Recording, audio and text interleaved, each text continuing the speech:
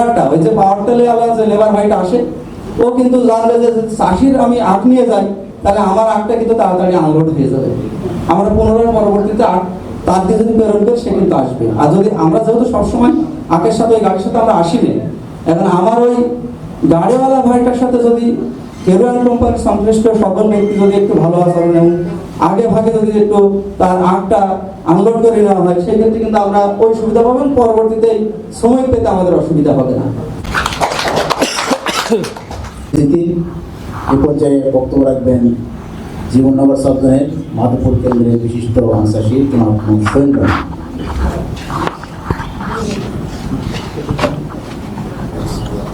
আজকের এই আয়োজিত সভায় 2025-26 রোপণ এবং মাড়াই মৌসুমে আখ চাষের লক্ষ্য পূরণে আজকের এই আয়োজিত সভায় প্রধান অতিথি, সভাপতি এবং বিশেষ অতিথি আমার সামনে বসা আমার প্রাণপ্রিয় চাষি ভাইরা। তো কেরুয়ান কোম্পানি বাংলাদেশ লিমিটেড সেই ব্রিটিশদের হাত থেকে ধরে ধারাবাহিকতায় আজ পর্যন্ত ঠিক আসতেছে। তো পর্যায়ক্রমে বিভিন্ন বাধা, এবং আমি ইতিহাস ঘেঁটে দেখলাম যে এটা আমাদের দেশের সম্পদ, একটা দেশের শিল্প। তো কৃষি শিল্প বাংলাদেশে আস্তে আস্তে কিন্তু প্রত্যেকটা সেক্টরে দেখেন যে সবজি বলেন, অন্যান্য আদার্স যে ফসলগুলো হুমকির মুখে পড়ছে, প্রত্যেকটা ফসলই কিন্তু এটা কিন্তু আজকে বিগত করোনার পর থেকে প্রত্যেকটা সবজি বলেন এবং ভারী যে ফসলগুলো মাঠে উৎপাদন হয়, দেখা যাচ্ছে কোনো একটা সিজনে দাম পাওয়া যাচ্ছে, কোনো একটা সিজনে দাম পাওয়া যাচ্ছে না। এবং প্রাকৃতিক দুর্যোগ, অত্যন্ত খরা, বৃষ্টি সব মিলাই কিন্তু আমাদের কৃষকের মানে জীবন একটা যুদ্ধ করে বেঁচে থাকা লাগতেছে। তো তারই প্রেক্ষাপটে আখ আমার এলাকাতে আমি সেই ছোটবেলা থেকে দেখে এসেছি, কম বেশি সবাই আমার বাচ্চা ছাড়া প্লাস গ্রামে যারা আদর্শ কৃষক আছে কম বেশি সবাইকে কিন্তু একটু করে রাখে আখ, যে সবগুলো যদি নষ্ট হয় তো এই জিনিসটা অন্তত নষ্ট হবে না, কিছু কিছু আমরা পাবো, এই একটা আশা প্রত্যেকটা কৃষকের কিন্তু থাকে।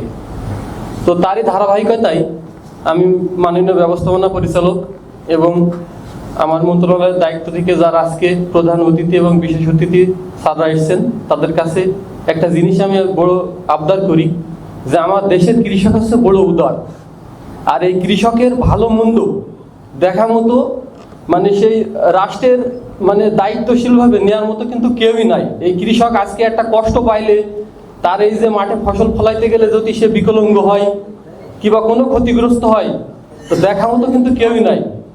আর আপনারা তো ইনশাল্লাহ মোটামুটি চাষি দ্বার প্রান্তে যান, খোঁজ খবর নেন। তো বিগত যে কথাগুলো আমার চাষি ভাইরা বলল যে এই যে 11% যে সুদ, এটা রাষ্ট্রীয় কাঠামোর মাধ্যমে যদি আপনারা সুদ আপনার যদি 4% 5% ভিতরে যদি কৃষি মন্ত্রণালয়ের ভিতরে আনতে পারেন, তাহলে অনেকটা সহজ হবে। আর আরও একটা বিষয় আপনাদের বলি যে এই কৃষি আমাদের দেশের যে সম্পদ, কেরুয়ান কোম্পানি, এটা সাধ্যের তো আমাদের প্রতি সহানুভূতি হওয়াই লাগবে। এবং আমাদের যারা কৃষক ভাই আছি তারও আমরা একটু চেষ্টা করি যে যার 5 বিঘা জমি আছে আমরা অন্তত 1 বিঘা আখ করি। কারণ দেশের কৃষি শিল্প যে অবস্থা দেখতে পাচ্ছি আমি, যে একটানা আগাম দেখা যাচ্ছে আমি 2 বিঘা পেঁয়াজ করছি, 2 বিঘা কলা করছি, 1 বিঘা বেগুন করতেছি, 1 বিঘা মরিচ করতেছি, 10 কাঠা পটল করতেছি, এইভাবে করে ফসল করি, একঘেয়েমি চাষ করি না। যে এমন কিছু কিছু আবেগীয় চাষি আছি যে 1 একর জমি আছে, 1 একরই একটা ফসল করে বসলাম, ওইটা হয় আপনার সে লাকি চান্স, না হলে আপনার দেখা যাচ্ছে যে ক্ষতির মুখে। তাহলে এইভাবে আপনাদের যাদের যতটুকু জমি আছে পর্যায়ক্রমে চেষ্টা করি আমরা আখ চাষটাকে ধরে রাখার। এটা আমার দেশের সম্পদ, আমার বাংলাদেশের একটা শিল্প, এটা ধরে রাখলে আমাদের দেশও উপকৃত হবে, আমরাও উপকৃত হবে। এবং এটাই বলি, আর এই বলেই আমার বক্তব্য শেষ করছি। সবাই আপনারা ভালো থাকবেন। আসসালামু আলাইকুম, আল্লাহ হাফেজ।